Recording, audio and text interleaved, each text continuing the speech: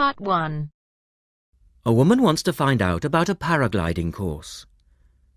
Listen to the conversation between the woman and the man and answer the questions. First, you have some time to look at questions 1 to 7.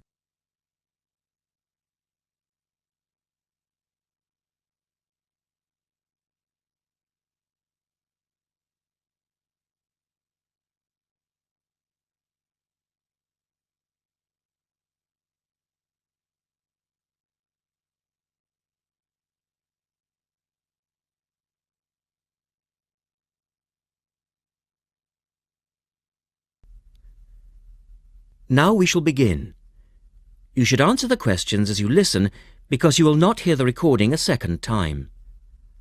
Listen carefully and answer questions 1 to 7.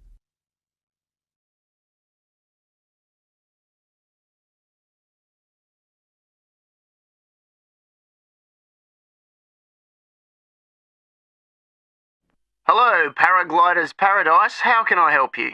Oh, hi. I'm interested in doing a course in paragliding. Which course are you interested in? Well, I'm not sure. What's available? Well, we've got the introductory course which lasts for 2 days.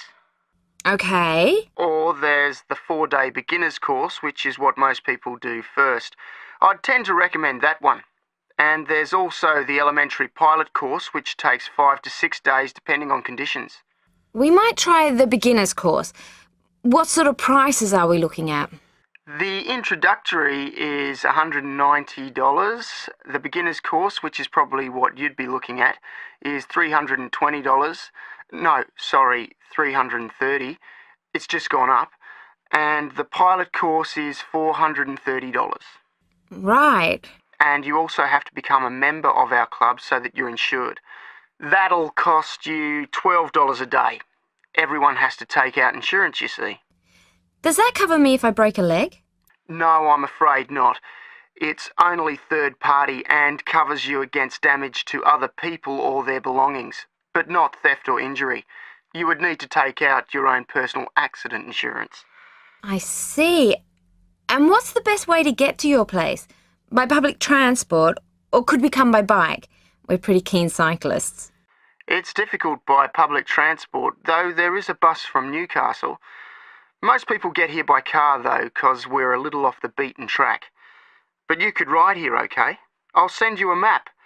Just let me take down a few details. What's your name? Maria Gentle. And your address, Maria? Well, I'm a student staying with a family in Newcastle. So it's care of... Care of Mr. and Mrs. McDonald. like the hamburgers? Yes, exactly. McDonald. The post office box address is probably best. It's P.O. Box 676, Newcastle. Is there a fax number there? Because I could fax you the information.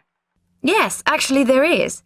It's 0249, that's for Newcastle, and then 775431.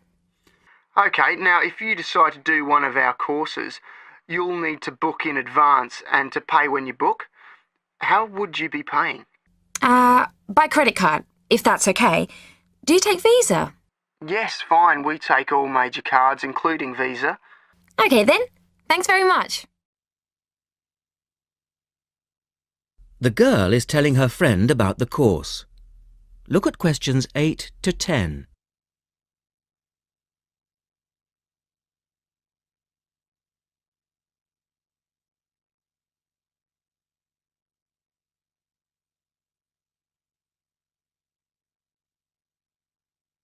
Now listen to their conversation and answer questions 8 to 10. Hi, Pauline. Hi, Maria. What's that you're reading? Just some information from a paragliding school. It looks really good fun. Do you fancy a go at paragliding? Sure. Do you have to buy lots of equipment and stuff? Not really. The school provides the equipment, but we'd have to take a few things along. Such as? Well, it says here, clothes, wear stout boots, so no sneakers or sandals, I suppose, and clothes suitable for an active day in the hills. Preferably a long-sleeve t-shirt. That's probably in case you land in the stinging nettles. It also says we should bring a packed lunch. We do not recommend soft drinks or flasks of coffee. Water is really the best thing to drink. We need to bring suntan lotion and something to protect your head from the sun. Okay, that sounds reasonable. And where would we stay? Well, look, they seem to operate a campsite too, because it says here that it's only $10 a day to pitch a tent. That'd be fine, wouldn't it? And that way we'd save quite a bit, because even a cheap hotel would cost money. Or perhaps we could stay in a bed and breakfast nearby. It gives a couple of names here we could ring. I think I might prefer that. Hotels and youth hostels would all be miles away from the farm, and I don't fancy a caravan. No, I agree. But let's take a tent and pray for good weather. Okay, let's do it. What about next weekend? No, I can't. I'm going on a geography field trip. And then it's the weekend before the exams, and I really do need to study. Okay then, let's make it the one after the exams. Fine, we'll need a break by then. Can you ring and let me know if you can find out some... That is the end of part 1. You now have half a minute to check your answers.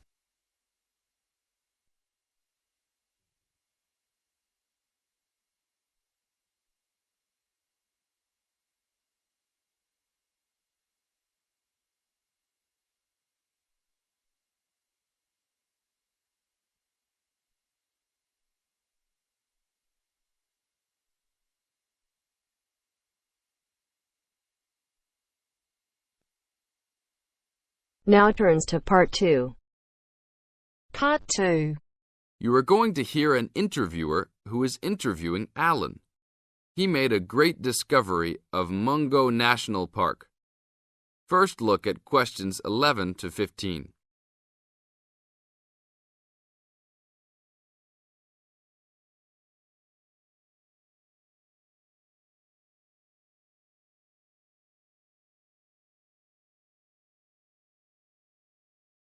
As you listen to the first part of the interview, answer questions 11 to 15. An event occurred in 1996 over a period of 3 days that attracted considerable attention at the time and led to a new find in Mungo National Park, which is the focal point of the Willandra Lakes World Heritage Area in New South Wales, Australia. I talked to Alan Moore, the organizer of this trip, about his experience. Alan, what was the purpose of your trip? Well, as you know, I love the outback and lead tours of people wanting to go into more remote parts of the country. However, I thought it was time for me too to have a holiday. So I packed up my family and we went to Mungo National Park. Why did you choose this location? It holds a record of Aboriginal life stretching back over 40,000 years. And of course, I wanted my young kids to be amazed by the main feature of the park, the remarkable Walls of China, as they're called, where wind and water erosion have exposed this long history. I see. What was the weather like? It was unusual for that time of year.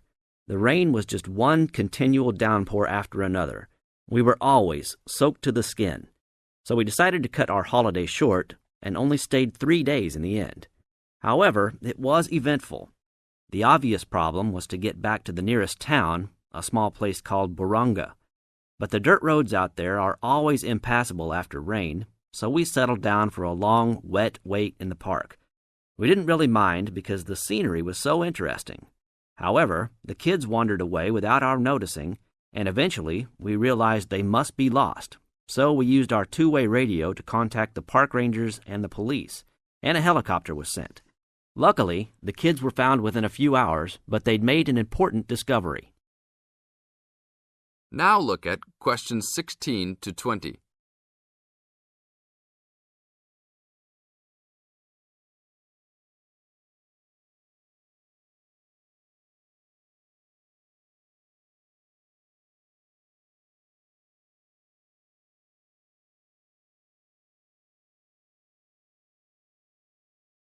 As the talk continues, answer questions 16 to 20. So, the trip was also eventful for another reason, wasn't it? Yes. They led us to some ancient Aboriginal art. The kids had taken shelter in a very small, low cave that was difficult to see from the outside. We were lucky to have another family camping in our location. When they heard us calling the kids, they immediately helped us search for them, and as the hours went by, they also provided us with much-needed support and encouragement. We really appreciated their help, and as we were already soaked through after looking for the kids for a couple of hours, they even made sure we had enough dry clothes to wear. The park ranger managed to get through to us to lead the search, and when the helicopter pilot notified us by two-way radio that he'd seen the children but was unable to land nearby, we were able to eventually find them very excited about what was in their little cave. And what did you think of their cave? Well, after squeezing in, I must say I was impressed, and managed to take a few photos of it before we left. There were many faint markings and dots on the wall. It was difficult to tell what they represented because they were so small, but people from the museum who have since visited there said the markings were similar to some other findings in the area, and later confirmed they were very old. Although it's now a protected site, the children like to call it their cave, and are allowed to visit it when a ranger can go with them. Thank you, Alan. If you go to Mungo National Park, you can see the entrance to the cave and some of Alan's photos at the ranger's station. Alan continues to lead tour groups in the outback, and if you want further information...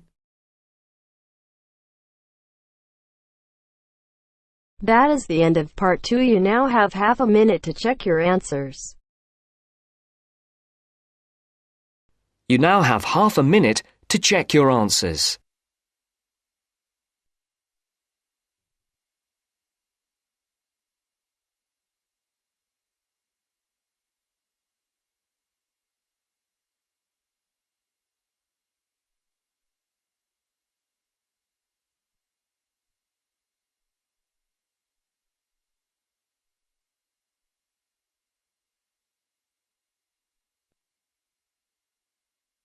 Now turns to part 3. Part 3. And welcome to this morning's lecture on transport. First, you have some time to look at questions 21 to 25.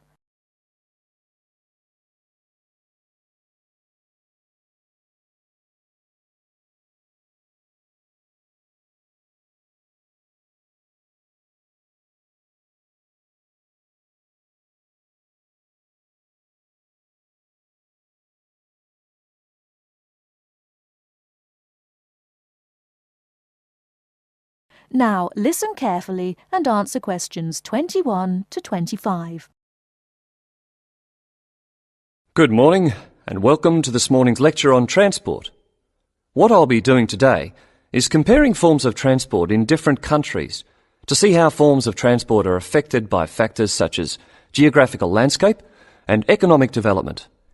My focus will be on countries in South America, Europe, and Asia.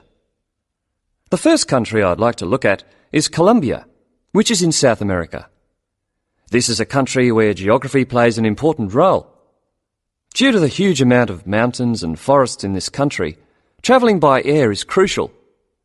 I don't know if many of you realise this fact, but Colombia was the first country to establish a commercial airline, and in so doing they made aviation history. Today, there are more than 400 airports in Colombia for domestic flights, which highlights the point I made earlier that air travel is a vital means of transport in this country. Colombia also has a road network of about 48,000 kilometres, linking Colombia to Venezuela and Ecuador. Transport by road is important for trade as well as tourism. Apart from this, there is also a railway system, but it is in need of modernisation. The other means of transport is by steamers, with the Magdalena being the main waterway. Now let's turn to Colombia's neighbour, Venezuela. Once again, we see that internal flights are an important means of transport, as like Colombia, Venezuela has remote areas where flying is the easiest means of travelling from A to B. Trains are not popular, and most of the railway lines are in the highlands, as this is where the iron ore mines are. Trains are an efficient means of transporting the iron ore from the mines to the factories. Thus we can see how transport and the economy are interrelated. Ships are also used extensively in this country, and there are many ports, the main seaports being Puerto Cabello and Guanta. Turning now to Europe. Belgium is a country that boasts one of the most compact railway systems worldwide. Inland waterways, or canals, are also an important means of transport, transporting both freight and people. Belgium also has the third largest seaport in the world, namely Antwerpen. Air travel is also important, although this is not linked to geographical terrain, as is the case in the South American countries we've already looked at. Next, I'd like to look at the United Kingdom. Like Belgium, the UK has inland waterways around 4,000 kilometres, yet only about 17% of these are used for commercial transport. The main inland port is Manchester, and the chief seaport is London, with Southampton taking second place. Air travel is extensive in this country, and there are around 150 airports, the most famous being Heathrow. However, about 90% of passengers in the UK travel by road.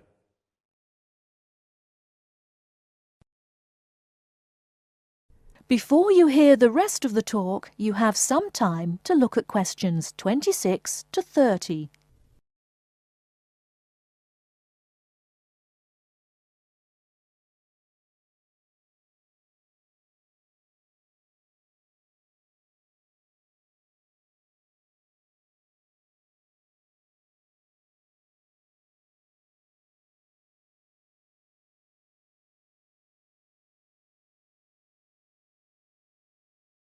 Now listen and answer questions 26 to 30. Finally, I'd like to look at two Asian countries. China is a country which reveals how geographical size affects transport development. Roads and railways are widely used, and this has led to a huge amount of bridges being built, such as the Yangtze Bridge, which is probably the most widely known. The Yangtze Bridge is 1.6 kilometres long and is built on two levels. The upper tier is for cars and pedestrians, while the lower is for trains. Railways are especially important, and over 80% of freight and passengers are transported by rail. With such a high proportion of people using trains, it is not surprising that governments in countries like China are prepared to invest in the railway system.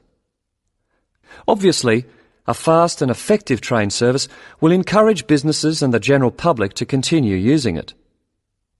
The last country I'm going to mention is Japan, which has one of the most advanced transport systems in the world. The railway system is highly developed, and the Tokaido Railway, connecting Tokyo and Osaka, has trains that can travel up to 250 kilometres per hour. Ships are also a vital means of transport in both international and domestic areas. To summarise, we can see that transport varies throughout the world, yet the importance of transport networks, be they air, sea, rail or road, cannot be underestimated. That is the end of part 3. You now have half a minute to check your answers.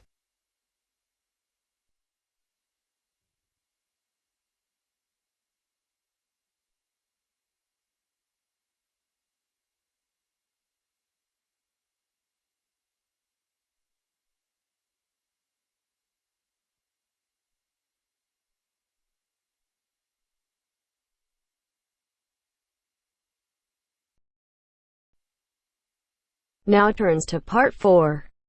Part 4. You are going to hear the first part of a lecture on American culture and American customs.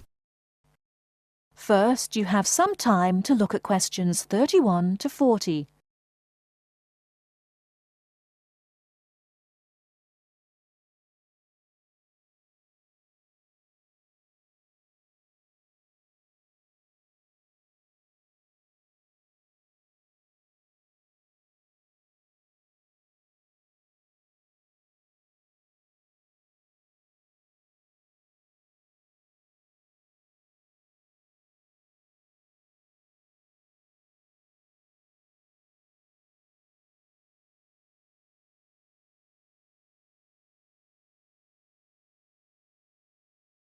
Now listen carefully and answer questions 31 to 40. Well, last week we talked about American education, and today I'm going to discuss American values, characteristics, personal habits and courtesies. Keep in mind as you are listening to this lecture that your goal is to understand, not to emulate or judge. Just briefly, I'd like to mention that there is a remarkable ethnic diversity in the United States. The population of the USA is about 260 million. 73% of the American population is white, 12% is African American, 8% Hispanic, 3% Asian or Pacific Islanders, and less than 1% American Indian or Eskimo. Many Americans resent generalizations being made about them because Americans see themselves as very unique and individualistic. On the other hand, Americans tend to lump foreigners together into one lot and condescendingly view foreigners as people who are not as intelligent or sensible as Americans. Despite Americans' dislike of generalizations and their ethnocentric point of view, it becomes evident that they are indeed American. Americans value individualism, independence, informality, directness, punctuality, achievement, and competition. Individualism is probably the most highly esteemed value in the American culture and an important key to understanding American behavior. In the historical development of the country, individuality was crucial for survival. If you asked Americans to characterize the ideal person, they would probably use adjectives such as autonomous, independent, and self-reliant. Persons tend to be viewed as individuals rather than as representatives of a family or a group. Here are some examples of how this value affects behaviors. 1. If a group of friends go to a restaurant, everyone wants to pay their own way. In other words, they want to have separate checks and not be someone's guest. 2. In friendships, which seem to initially develop more quickly in the US than in other cultures, the Americans may feel uncomfortable if you give them more help than they need. This is a tendency to draw back and see dependency as weakness.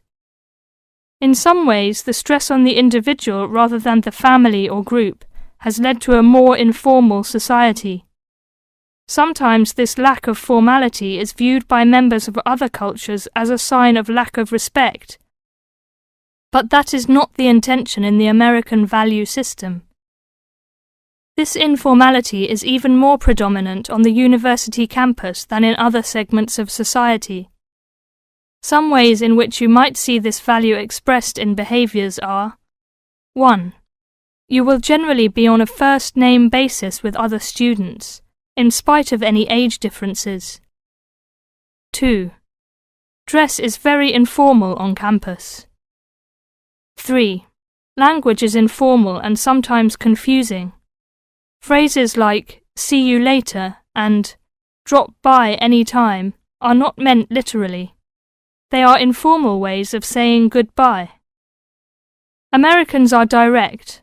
Honesty and frankness are more important to Americans than saving face.